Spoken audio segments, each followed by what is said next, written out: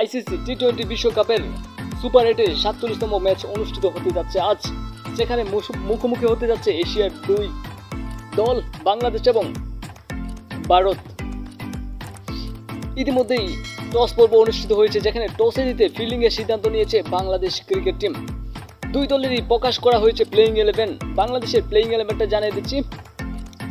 Tanzid Hasan Tamim, Liton Kumar Das wicket keeper ব্যাটন, captain Najmul Hossain Shanto, Towhid Hridoy, Shakib Al Hasan, Mahmudullah Riyad, Jaker Ali, Rishad Hasan, Mehedi Hasan, Tanzid Hasan Shakib এবং মুস্তাফিজুর রহমান। দল থেকে ছিটকে পড়েছেন তাসকিন আহমেদ। ইন্ডিয়ার প্লেইং 11টা জানিয়ে দিচ্ছি।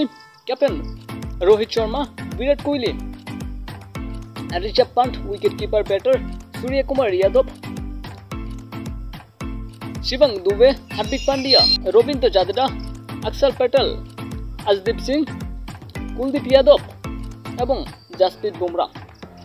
বাংলাদেশ ক্রিকেটের পরবর্তী আপডেট দিতে অবশ্যই চ্যানেলটি সাবস্ক্রাইব করে রাখুন।